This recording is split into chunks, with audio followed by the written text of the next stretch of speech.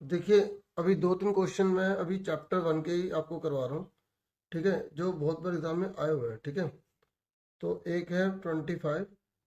बाकी देखो, मैं यही कहूँगा कि आप इन पर डिपेंड मत रहना। ये आप बस एक तरह से रिवीजन के लिए आप देख सकते हैं स्पीड बढ़ाकर। ठीक है, आपकी पूरी प्रिपरेशन होनी चाहिए, बुक एनसीईआरटी और उसके एग्जाम्पल अच्छे से होने चाहिए। ठीक है, तो ये क्वेश्चन है, इसमें एक्स निकालना है। और जिन बच्चों को आता है ना, वो फटाफट आंसर अपने आप निकालें, क्योंकि मैं सिर्फ रिवीजन के तौर पर वीडियो बना रहा हूँ। ठीक है, ये 25 है। इससे पहले एक और वीडियो बनाई है, आप वो भी देख सकते हैं। ठीक है, जो अभी रिवीजन वाली बनाई है। तो 5×25, 5×5। तो इस तरीके से ऊपर दो आ गए, ये इसके साथ मल्टीप्लाई हो जाएगा, क्योंकि पावर की पावर में मल्टीप्लाई होती है। अब यहाँ 5 पहले से था। यहाँ जो भी नंबर दे रखा हो ना, आप उसको प्राइम नंबर में बदलेंगे। किसमें बदलेंगे? प्राइम नंबर में। तो 2 2 जा कितना हो गया? 4। 2 3 जा 6। ठीक है, अब देखो बेस सेम है ना, तो ये हट जाएगा। 4x - 6, 2x+3। समझ में आ गया? अब प्लस का 2x माइनस का हो गया, माइनस का 6 जाके प्लस का हो गया। 4 में से 2 गए, 2x। 6 और 3 9। x कितना आ गया? 9/2। ठीक है, देखो एक बार। 25 है, या जो भी होगा प्राइम नंबर, मतलब अभाज्य संख्या करनी है। और 5×25 होता है। देखो 5 दूनी 10 मत सोचना, 5 की 5 में गुणा करी 25। ठीक है, तो ये इसकी इसमें गुणा होगी। ये लिखा 2 2 जा 4, 2 3 जा 6। और ये 5 से 5 गायब हो गए, ये पूरा उतार दिया, ये पूरा उतार दिया। 4x प्लस का माइनस, माइनस का प्लस। जब इक्वल के उधर जाते हैं साइन चेंज हो जाता है। देखो 4x में से 2x जाएंगे, 2x बचेंगे। जैसे चॉकलेट है, चॉकलेट है तो चॉकलेट तो रहेगी, वनीला थोड़ी बन जाएगा, एक्स थोड़ी गायब हो जाएगा। तो 2 अपन में चला गया। ठीक है। ठीक है, अब इसके जैसे एक और देख लो फटाफट। उसके बाद मैं थोड़ा बहुत हर चैप्टर से हल्का हल्का करा दूंगा। ठीक है, पिछली वीडियो में मैंने फर्स्ट और थर्ड का ही थोड़ा सा बताया था। इसमें फर्स्ट के ना एक दो क्वेश्चन जो मुझे लगते हैं ये आ जाते हैं, तो ये बता रहा हूँ। ठीक है, एक क्वेश्चन ये वाला है। ठीक है, अब इसको फटाफट जो बच्चे जानते हैं उन्हें फटाफट सॉल्व कर लें, और जो नहीं जानते एक बार देख लें। तो 16 है, तो यहाँ पर भी 4 कर देंगे। ठीक है, 4×16। ठीक है, अब 384 है, इसका हम क्या कर लेंगे? प्राइम फैक्टर कर लेंगे। ठीक है, बाद में कर लेंगे, अभी ऐसे लिख देते हैं। ठीक है, अब ध्यान से देखना, क्योंकि ये थोड़ा सा अलग है। ये देखो, यहाँ पर अलग चीज़ थी, यहाँ पर अलग है। अब कई बच्चों के दिमाग में आएगा सर बेस सेम है, तो इसको कुछ कर दो। देखो बच्चे, माइनस है, डिवाइड होता तो माइनस कर देते, मल्टीप्लाई होता प्लस कर देते, लेकिन ये माइनस है, इसलिए क्वेश्चन अलग है। हमें अपना रीड ऑफ माइंड, ठीक है, पूरा ध्यान में रखना है, जल्दबाजी में गलत नहीं करना। ठीक है, 2 की इसमें मल्टीप्लाई करो, 2x, 2 1 जा 2। ठीक है, 384। अब कुछ बच्चों के मन में आ रहा होगा सर यहाँ पर जैसे 4 है तो सर 2 का भी तो हो सकता है। हाँ डियर, हम 2 का भी यहाँ कर सकते हैं। ठीक है, तो अगर आप चाहें तो 4 को 2 में भी आप बदल सकते हैं। ठीक है, तो अब मैंने यहाँ पे 4 रहने दिया है। ठीक है, बाद में कर लूंगा। ठीक है, अभी भी पहले भी कर सकते हैं, बाद में भी कर सकते हैं, लेकिन करना पड़ेगा। जो भी ये नंबर दे रखे हैं ना, उन्हें हमें प्राइम में बदलना पड़ता है। चलो प्राइम में बदल देता हूँ। 4 है, तो 2 ऊपर 2, फिर ये 2x - 1 हो जाएगा ब्रैकेट में। ठीक है, 4 तो ये भी हो जाएगा 2, और 2x - 2 ब्रैकेट में हो जाएगा। ठीक है, जैसे यहाँ करा था ना, वैसे यहाँ कर दिया। अब 384। ठीक है, अब 2 की मल्टीप्लाई इसमें करो, 2 2 जा 4x - 2। और यहाँ देखो, 2 2 जा 4, 2 2 जा 4। ठीक है, 2 दूनी 4, 2 दूनी 4। अब देखो, ये माइनस होता है तो इसका मतलब क्या होता है? ऐसे देखो, जब बेस सेम है तो पावर माइनस हो जाती है ना। जब माइनस दे रखे तो ऐसे नहीं लिख सकते, ये आपको ध्यान में रखना पड़ेगा। ठीक है, इस तरीके से ये लिखा, और ये 2 की पावर ये आ गया। देखो हमें ना सीधा पता है, सीधा मतलब ए की पावर m अपॉन में ए की पावर n आती है, तो m - n लिखते हैं ना। तो यहाँ पर जो है हम उल्टा कर रहे हैं। ठीक है, 384। अब देखो इन दोनों में कॉमन क्या है?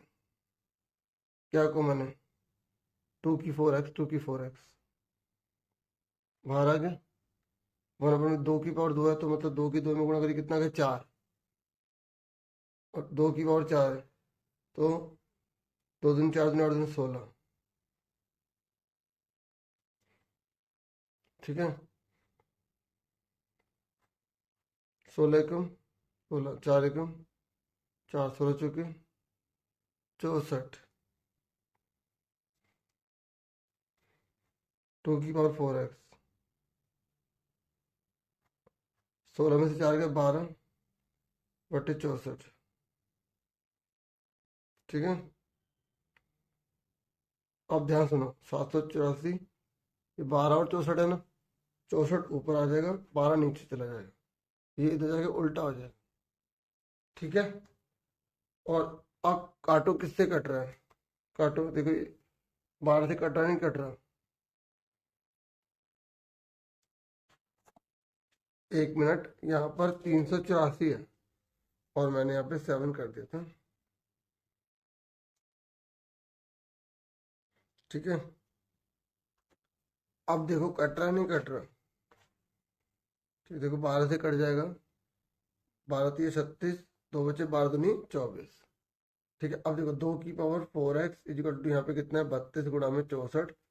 अब इसको भी 2 बनाओ, 32 का करो, 2 एकम 2, 2×6 = 12, 2 8 = 16, 2 चौके 8, 2 दूनी 4, 2 एकम 2, 1 2 3 4 5। ठीक है, तो 5 के 64 का कितना, तो 6, ऐसे कर लेते हैं। ठीक है, 2 3 6, 2 दूनी 4, 2 एकम 2, 2 6 = 12, 2 8 = 16, 2 चौके 8, 2 दूनी 4, 2 एकम 2, 1 2 3 4 5 6 7 8 9 10 11, तो 2 की पावर कितनी आ गई 11। ठीक है, अब 2 से 2 कट गया, 2 से 2 कट गया, तो 4x बराबर क्या आ गया 11, तो x कितना आ गया 11/4। अब जैसे एक नंबर में आना होगा ना, इतना भी दे सकता है, खाली इतना भी दे सकता है, फिर हम इसको ऐसे करते हैं। ठीक है, देखो एक क्वेश्चन जो है, ये भी बहुत बार आया, 1 + x की b - a c - a 1 + x a - b और x c - b, ये ना सपोर्ट मटेरियल का क्वेश्चन है ना, ये वाला, ये वाला करवा रहा हूँ। ठीक है, x की पावर a - c, x की पावर b - c।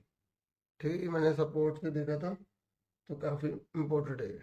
तो देखो ये ऐसा क्वेश्चन है, तो आप देखो यहाँ पर b और c है, मतलब a सेम है ना, तो a सेम है, तो ऊपर x की पावर a से मल्टीप्लाई और नीचे x की पावर a से मल्टीप्लाई कर देनी है। ये आपको ध्यान में रखना पड़ेगा, जब तक को बताएगा नहीं पता नहीं चलेगा, आप बहुत प्रैक्टिस की हो तब पता चलेगा। ठीक है, अब जैसे यहाँ पर b भी है, तो आपको b से मल्टीप्लाई b से डिवाइड करना, बहुत ही आसान क्वेश्चन है, बस ये है ना, आपको पैटर्न पता होना चाहिए। अब यह c है, तो ऊपर भी c से मल्टीप्लाई और नीचे भी c से मल्टीप्लाई।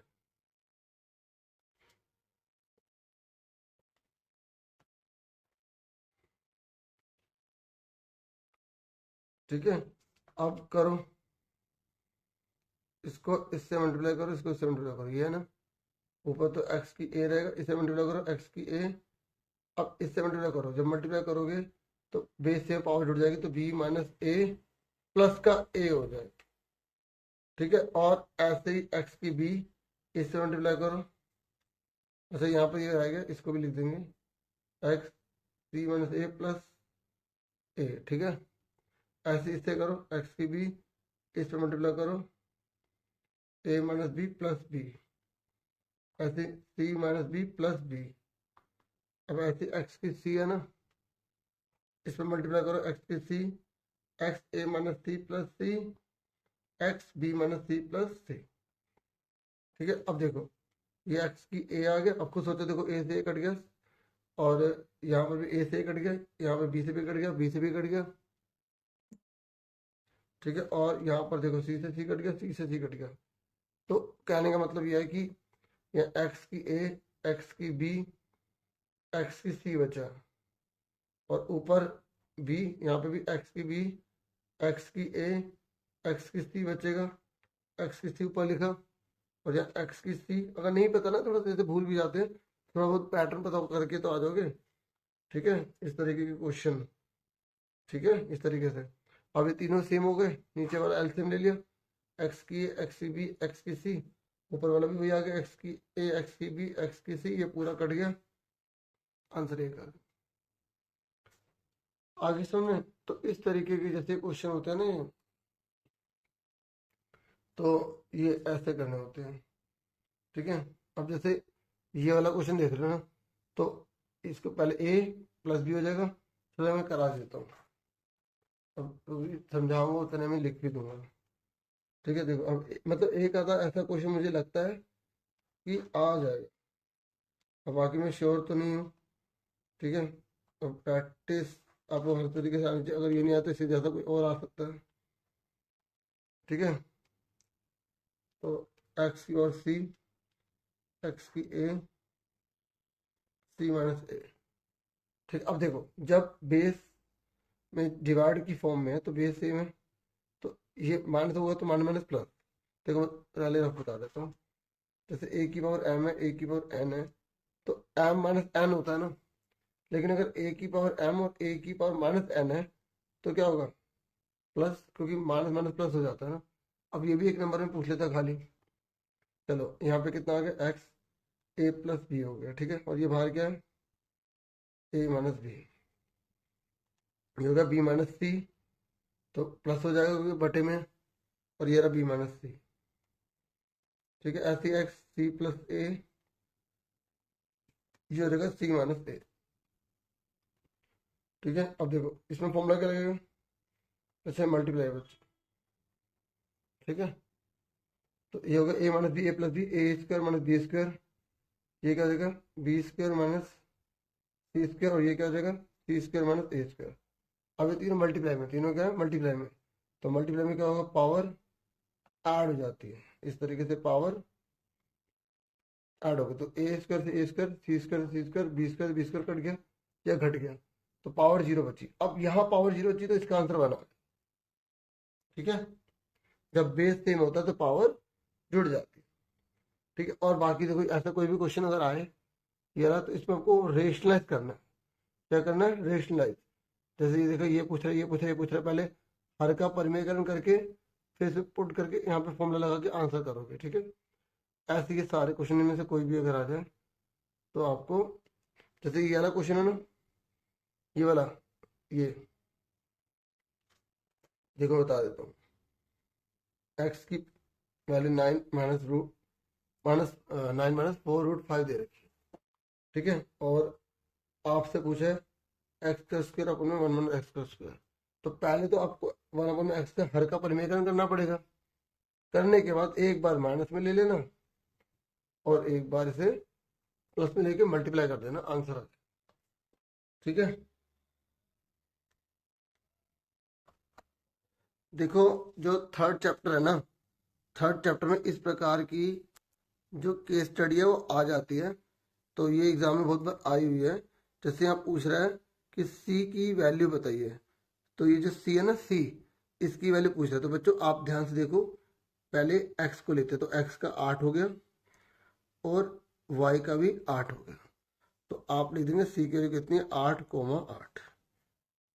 ठीक है, तो ये ना आप, ठीक है। अब जैसे यहाँ पर पूछा है कि एरिया निकालिए रेक्टेंगल का, इसका एरिया निकालना है। तो कैसे निकालोगे? देखो कितना है, एक एक, दो, तीन, चार, पाँच। ठीक है, ये होगी लंबाई, 5 हो गई। चौड़ाई कितनी है? 1, 2, 3, तो 5 से 15 आ गए। तो इस तरीके से 15 पर आप टिक कर देंगे। मैं आइडिया देने के लिए बता रहा हूँ। ठीक है, अब ट्रायंगल का एरिया पूछा है, तो ट्रायंगल का एरिया कैसे निकालोगे? देखो ऐसे निकालेंगे, कितना? 1, 2, 3, 4, 5, 6, 7, 8, 9। ठीक है, दोबारा गिन लो, 1, 2, 3, 4, 5, 6, 7, 8, 9। ठीक है, अब हाइट लो, हाइट, क्योंकि ट्रायंगल का फॉर्मूला जब हम लगाएंगे ना, हम करेंगे 1/2 आधार गुणा ऊंचाई, 1/2 बेस इंटू हाइट से, ठीक है। तो हाइट तो 1 2 3, तो नीचे 9 है और ऊपर 3 है, तो दोनों को गुणा करके 9 से 27 गुणा करके आप किससे भाग कर दोगे, 2 से भाग कर दोगे, तो आपका आ गया 13.5, कितना आ गया 13.5, ठीक है। इस तरीके से करना होता है।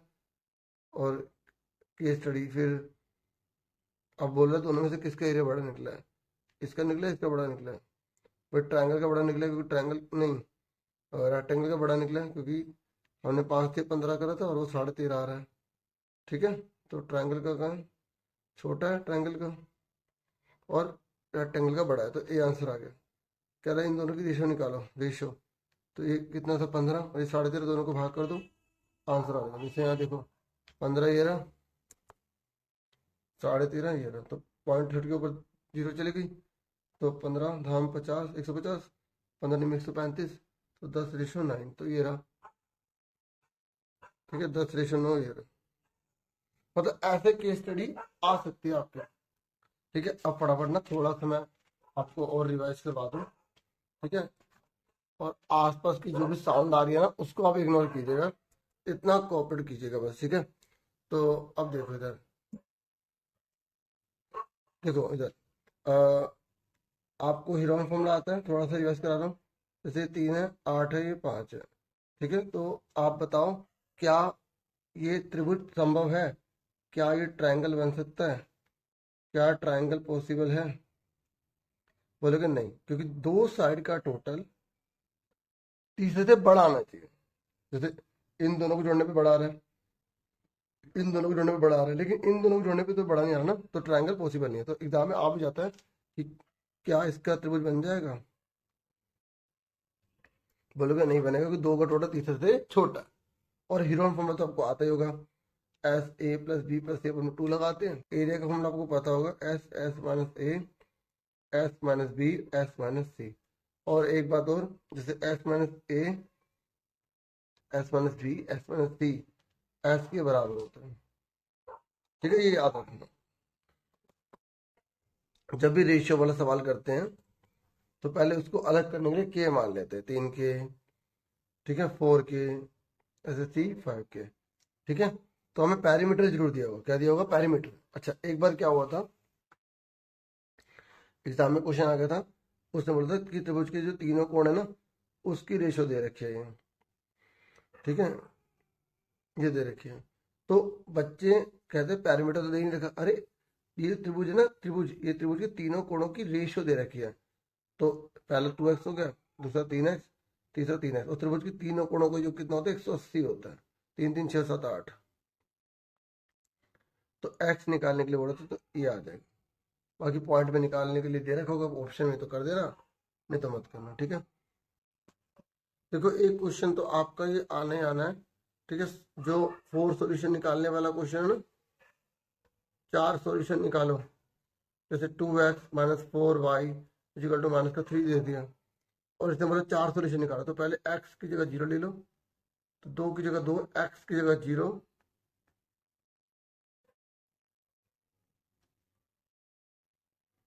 ठीक है। तो ये आ गया माइनस का 4y इजिकल टू माइनस का 3, माइनस का 3 अपॉन में माइनस का 4, तो माइनस माइनस कट गया, तो y कितना आ गया, 3 अपॉन में 4। तो ऐसे ही अलग अलग, पहले x से 0 ले लो, फिर y की जगह 0 ले लो, 1 2 3 कुछ भी पुट कर लेना, ठीक है। मैं थोड़ा सा बस आइडिया दे रहा हूँ, ठीक है। और एक क्वेश्चन जो बहुत बड़ा हुआ है, जैसे यहाँ लिखा हुआ 2x minus 4y is equal to में 10, और ये लिखा हुआ k माइनस 1 और k, ठीक है। तो कह रहा है k की वैल्यू निकालो। तो देखो पहले वाला x होता है, दूसरे वाला y होता है, तो x की जगह क्या लिख देंगे, k माइनस 1, y की जगह क्या लिख देंगे, k, ठीक है। तो 2 की मल्टीप्लाई करो 2k, 2 एकम 2, 4k, ठीक है। तो 4k में से 2k का कितना का, माइनस का 2k, समझो। देखो x की जगह ये लिख दिया, y की जगह ये लिख दिया। अगर आपको स्पीड लग रहा होगा ना, तो वीडियो को धीरे करके दोबारा से सुन सकते हैं, ठीक है। 4k आ गया। अब देखो 4k में से 2k का माइनस के 2k माइनस का 2 इजिकल टू में 10, ठीक है, माइनस का 2k is equal to 10, minus का 2 जाके क्या हो जाएगा प्लस का 10 से 2 12, ठीक है, और 12 मल्टीप्लाई वाला 2 माइनस अपॉन में चला गया, ये साइन गायब नहीं होगा और कितना आएगा माइनस का 6 है। मतलब इस तरीके का कोई भी क्वेश्चन अगर आ जाए तो ऐसा, और अगर सिंपल बिल्कुल सिंपल देना होगा जैसे 1 नंबर में तो x minus Y equal to A लिख देंगे और यहाँ लिख देगा 2,3, तो x के 2 पुट कर दो, y की जगह 3, तो 2 दूनी 4, 3, 4 में 3 का ए, आंसर कितना आ गया a बराबर 1, ठीक है। अब y माइनस 2x बराबर 4, अभी आप अपने आप करना, ट्राई करना, फिर वीडियो को रोक लेना, उससे मैच करना, ठीक है। तो अब आपको मान लो यहाँ पे दे रखा 2 माइनस 3, आप कैसे करोगे इस क्वेश्चन में, तो जब तक मैं पीछे लिख रहा हूँ आप खुद ट्राई करो।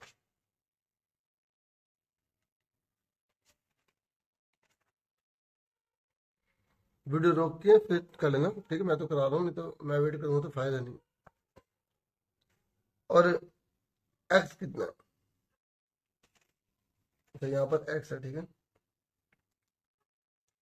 देखो x कितना है हमारा 2, y कितना है माइनस का 3, y की जगह क्या लिख दिया माइनस का 3 लिख दिया, क्योंकि y की वैल्यू दे रखी है ना, y की जगह y लग, आपका बच्चे जो है 2 यहाँ लिख देंगे 3 यहाँ लिख देंगे, तो फिर वो तो भाई गलत कर रहे हैं, क्योंकि पहला x होता है दूसरा y होता है। x को बोलते हैं अक्षीता, y को बोलते हैं ऑर्डिनेट, भुज, कोटि, ठीक है।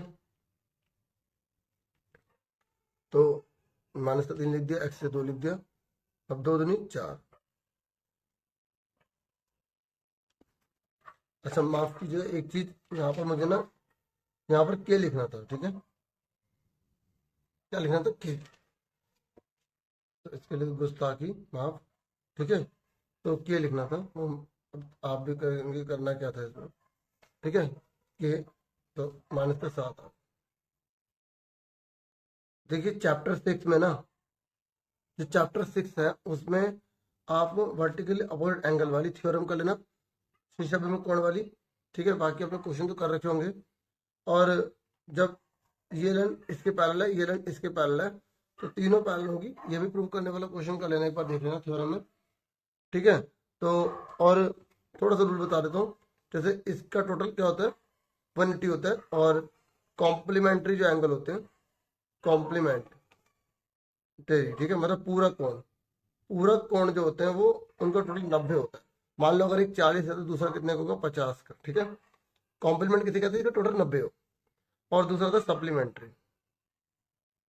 सप्लीमेंट्री जो एंगल होते हैं उसका टोटल 180 होता है, अगर एक 110 का है तो दूसरा 70 का होगा, ठीक है, सप्लीमेंट्री, समझ में आ गया।